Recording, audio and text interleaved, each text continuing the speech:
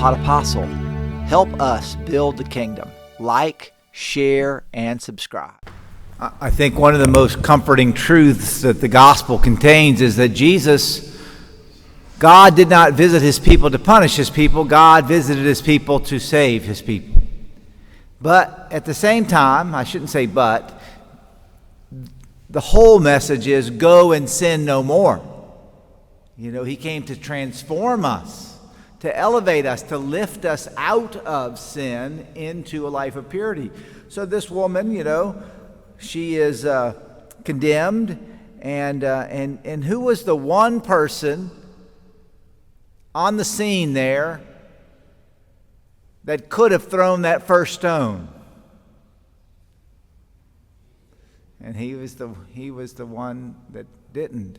Now we like to think, or I heard a very compelling reflection on this gospel, or read a very compelling reflection on this gospel, that, you know, I used to feel like, well, you know, Jesus challenged them, the one without sin, throw the first stone, and they're like, oh, you know, I have sin, I can't throw the first stone, so I'll walk off. And the author said, no, that's not what happened. They knew they couldn't stone her. The whole point was they wanted Jesus to either be condemned for not following the law of Moses or condemned for stoning her. Those were the two. That was the trap. In their own hearts, and we know this because of St. Paul. St. Paul, reflecting on his own spiritual life, says, according to the law, I was blameless. And that was the attitude of many of the Pharisees. They were blameless. They could have picked up a stone and stoned her. But that wasn't, then they would have been arrested by the Romans. That's what they were trying to get for Jesus. So it's nice to, and so the hard-heartedness, because when they walked off from this scene, what was their next step? Okay, what's our next plan to get him? And so there's, this story is, remember, this story doesn't sit in isolation. It sits in the whole gospel.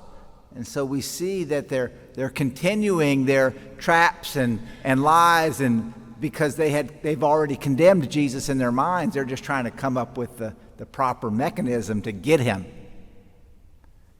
And so that, I think, brings us to this blindness again. How about a theme of blindness and darkness that comes up in the Gospels? And it came up in the responsorial psalm that we had a moment ago.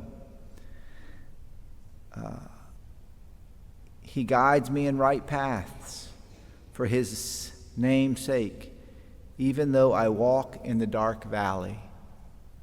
That's not my favorite translation. Even though I walk in the shadow of the valley of death. That's another translation. That's more common, more popular translation. But in either case, we're either in darkness or we're in the shadow. And so often that's what this life is, isn't it? And who is the light of the world? Jesus is the light of the world. He comes that our way would be illuminated. And so, you know, he encounters this sinful woman. He encounters us.